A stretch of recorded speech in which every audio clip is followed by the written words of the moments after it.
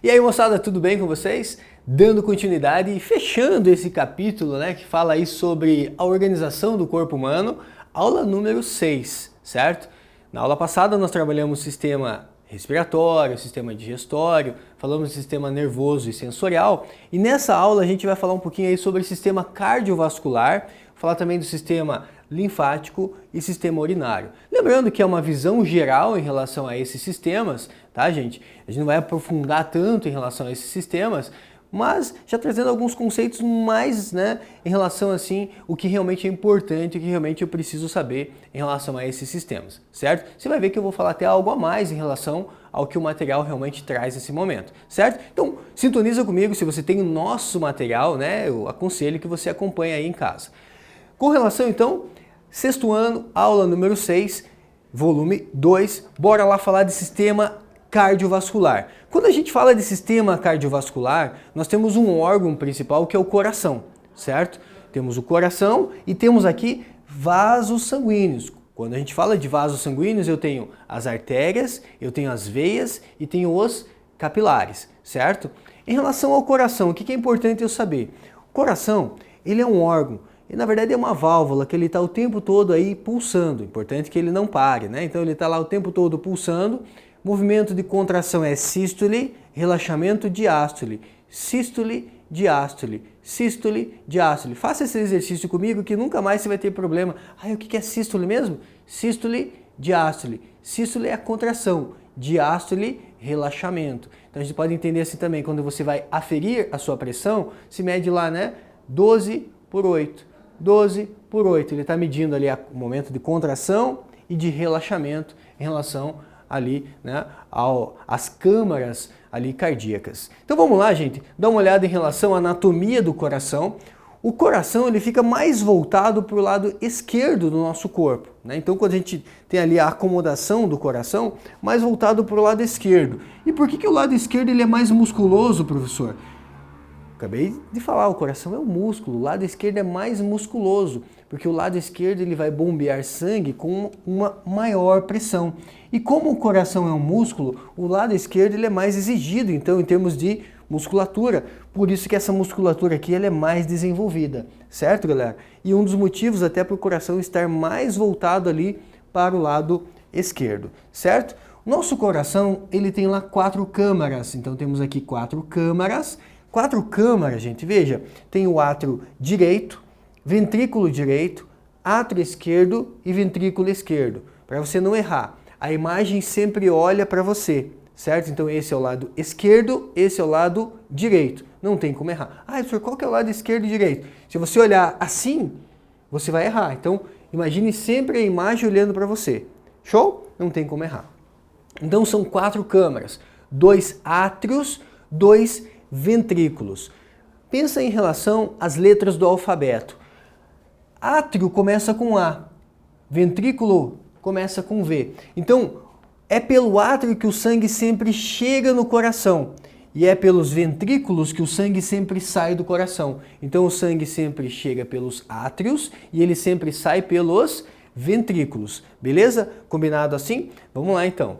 Quando a gente fala de controle dos movimentos cardíacos, nós temos aqui um marca-passo natural. E a partir desse marca-passo natural, que fica aqui no átrio, né, direito, no átrio direito tem um marca-passo natural onde é emitido o quê? Emitido impulsos que vão ser responsáveis pelos batimentos cardíacos. E esse marca-passo natural ele é chamado de nó sinoatrial. E esse nó sinoatrial, a partir dele é emitido aqui então impulsos que vai ativar aqui um feixe chamado de, né, feixe de His a partir de um nó atrioventricular. Então aqui tem o átrio direito, aqui tem ventrículo direito. E entre o átrio direito e o ventrículo direito temos um nó atrioventricular que ele vai acionar um feixe de His disparando esses impulsos aí, né, por todo o coração. E aí você consegue ver uma imagem assim, ó.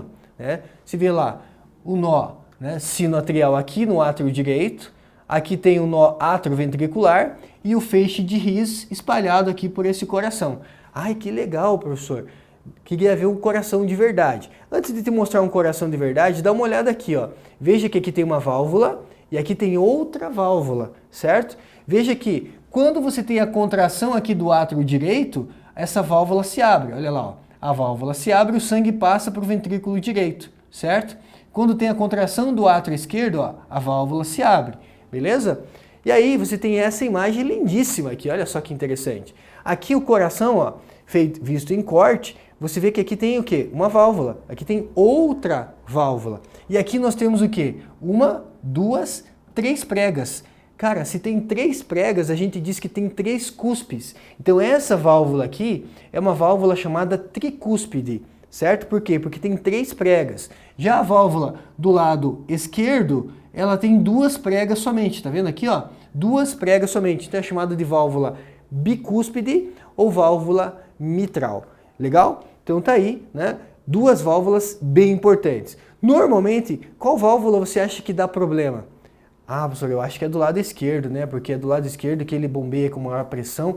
Exatamente. Normalmente, quando a gente escuta assim, ah, fulano vai precisar trocar uma válvula do coração. Geralmente a válvula que pode dar mais problema é a válvula do lado esquerdo, por conta que o lado esquerdo ele é mais musculoso, então ele exige mais ali daquela região e às vezes tem que fazer algum reparo, trocar uma válvula do coração, a válvula bicúspide ou mitral. Legal? Com relação ao sistema, né? Aí, cardiovascular era a questão anatômica de modo geral, né? Vamos lá para o sistema urinário. Em relação ao sistema urinário, você tem aqui o quê? Os 2 rins, certo? 2 rins. Aí vai ter aqui o quê? 2 ureteres, são 2 ureteres. Temos aqui a bexiga urinária, que armazena a urina. E temos a uretra, pelo qual a urina é eliminada, certo? Esse sistema urinário, gente, ele também pode ser chamado de sistema excretor. O que é um sistema excretor, professor? Sistema excretor é porque ele vai eliminar substâncias, né, do nosso corpo, aí relacionado a filtrar o sangue e elimina essas substâncias tóxicas pela urina, certo? Então você tem ali o sistema urinário. Visto aqui mais, né, em detalhe, você vê então são 2 rins, né? O rim, qual é a função do rim? Basicamente, a gente diz que o rim tem a função de filtrar o sangue, né? Ele filtra o sangue, tira as impurezas do sangue. O rim é um órgão muito importante. Se o rim para de funcionar, a pessoa pode vir a óbito em pouco tempo. Por quê? Porque ele está filtrando o sangue várias vezes ao dia, certo? Ele filtra o nosso sangue por completo várias vezes ao dia. Então, se o rim para de funcionar, rapidamente começam a aparecer manchas escuras pelo corpo, né, da pessoa, sinalizando o quê? Que ela está acumulando ali substâncias tóxicas que deveriam ser eliminadas. E a gente tem então aqui, são 2 rins, né? 2 rins, e aí você tem aqui 2 ureteres. O ureter é um canal, né, que sai do rim e vai até a bexiga urinária, certo? E saindo da bexiga urinária nós temos a uretra. Então, tá aí, né? A anatomia em relação ao sistema urinário seria essa. Dizem que uma dor renal é uma das piores dores que o ser humano pode sentir. E os rins, eles ficam mais ou menos nessa região aqui, mas mais voltados aqui para a região, né, dorsal. Então, às vezes a pessoa tem uma crise renal e ela pode até confundir com uma dor nas costas, ou ela, né, acaba tendo essa confusão e acaba tomando ali um analgésico, às vezes até, vou tomar um analgésico para dor nas costas. Toma cuidado, porque se for uma crise renal e você toma um analgésico, você pode, né, até piorar ali a situação. Então, nada, né, o ideal é que você não faça aí uma prescrição aí por conta, que você procure um auxílio médico no caso de sentir uma dor muito forte nessa região aqui, né, das costas, pode ser uma crise renal. E aí, tem aqui a região da pelvis renal, certo? Sendo um pouco mais específico aí com vocês. Então, o sistema aqui urinário masculino, o sistema urinário feminino é igual, né? Temos aqui os 2 rins. Ô professor, por que o rim do lado direito ele fica um pouquinho para baixo? Porque aqui, gente, tem a acomodação também do fígado, né? Então, como o fígado ele é acomodado desse lado aqui, acaba ocupando um pouco o espaço aqui. Então, esse rim ele é um pouquinho mais para baixo, né? Então, vem aqui, ó, nós temos ali os dois rins, aí tem os dois ureteres, né, que são os canalículos aqui que trazem a urina, né, a formação da urina ali nos rins, até a bexiga urinária. E aí vem aqui, né, da bexiga urinária, vem a uretra. Então não confunda, cuidado, não confunda uretra com ureter, né? O ureter é o que traz a urina dos rins até a bexiga. E a uretra vai levar o quê? A uretra vai levar, né, a eliminação dessa urina ali a partir da bexiga. Normalmente as mulheres acumulam uma quantidade menor de urina. Por quê, professor? Porque veja, logo atrás aqui da bexiga urinária, você tem aqui o quê? Tem ali o útero. E aí o útero ele compete por espaço com a bexiga. Então normalmente as mulheres elas armazenam uma quantidade menor de urina, né? Tem uma vontade um pouco maior de ir seguidas vezes ao banheiro. Principalmente quando essa mulher engravida, né? Porque daí o útero aumenta de volume. Como o útero aumenta de volume, ele comprime ainda mais a bexiga urinária. Então por isso que uma gestante ali acaba indo várias vezes ao banheiro tendo essa necessidade, certo? Próximo sistema, galera, é o sistema linfático. Veja, sistema linfático está relacionado a um líquido também que circula pelo nosso corpo, que é a linfa. Basicamente, o sistema linfático ele tem uma relação aí muito íntima com a parte, né, de defesa, com o sistema imunológico.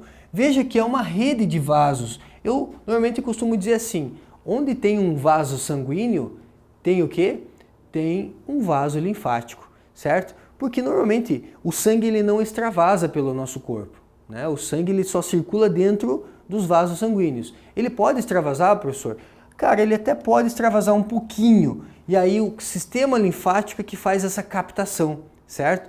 Mas a principal função do sistema linfático está relacionada à defesa. E a gente tem alguns nódulos, né, alguns gânglios que estão relacionados onde a gente acumula ali, né, nódulos de defesa, né, glóbulos brancos. Então circula aqui muitos leucócitos, muitos glóbulos brancos pelo sistema linfático. Uma função íntima aí em relação à defesa do nosso corpo. Beleza? Então tá aí, né, sistema linfático. Veja, em relação ao sistema linfático, nós temos aqui gânglios linfáticos.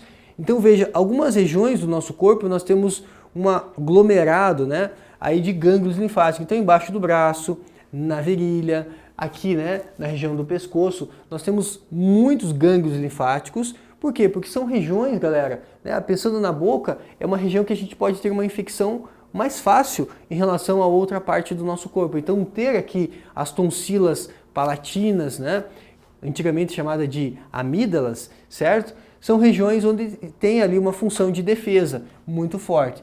Temos o timo, que é um órgão linfático, né? Tem uma função aqui de maturação dos glóbulos brancos.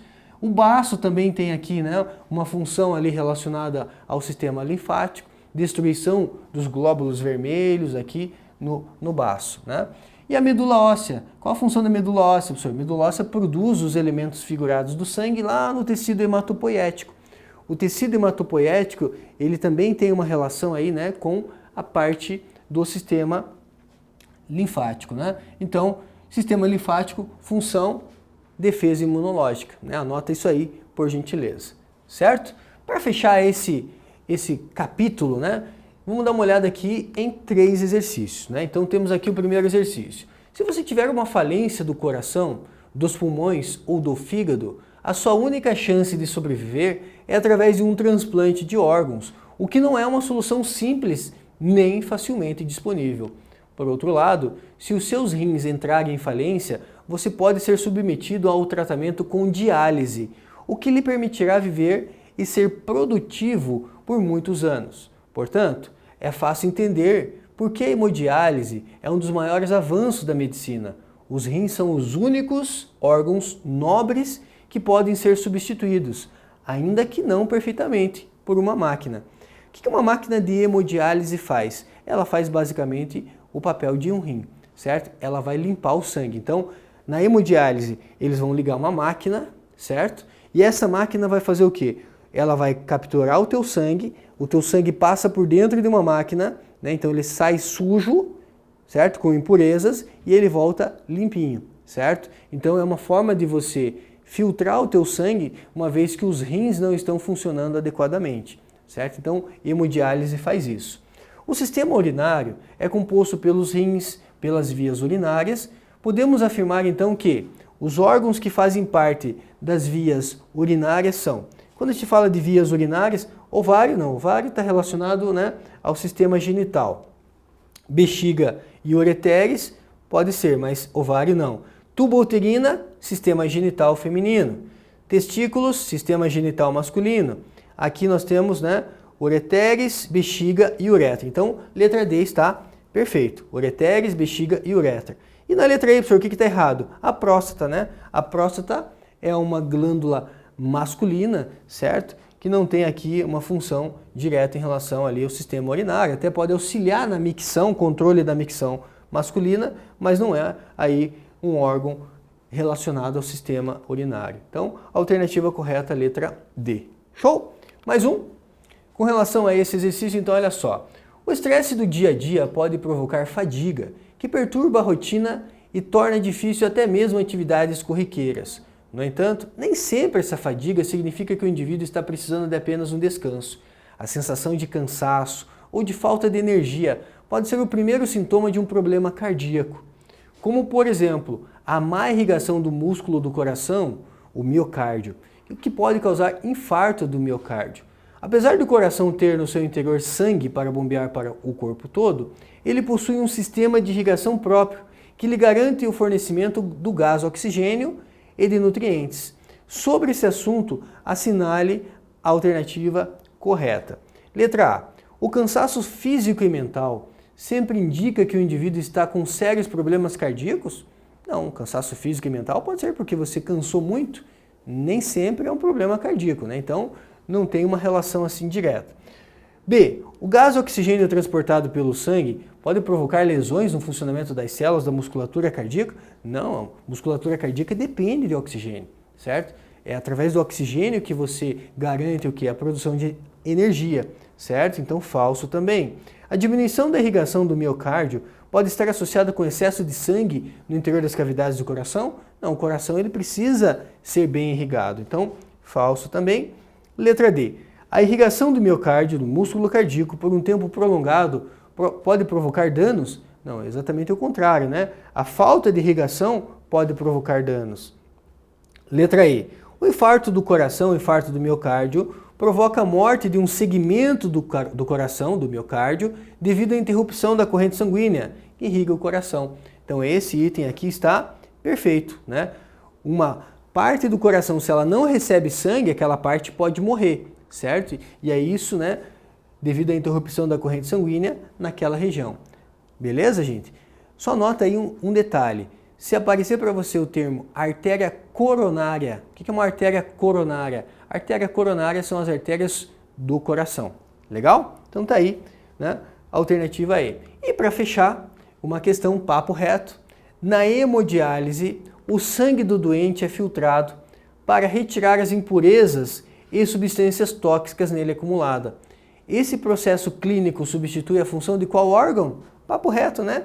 É o órgão aí que a gente tem conhecido como os rins. Os rins filtram o sangue. Legal, gente? Então, finalizamos esse capítulo falando de órgãos, de sistemas, né, de estruturas bem importantes. Tenta fazer os exercícios do seu material. Qualquer dúvida, deixa aqui nos comentários desse vídeo e até o nosso próximo encontro, gente. Um grande abraço e até mais, né?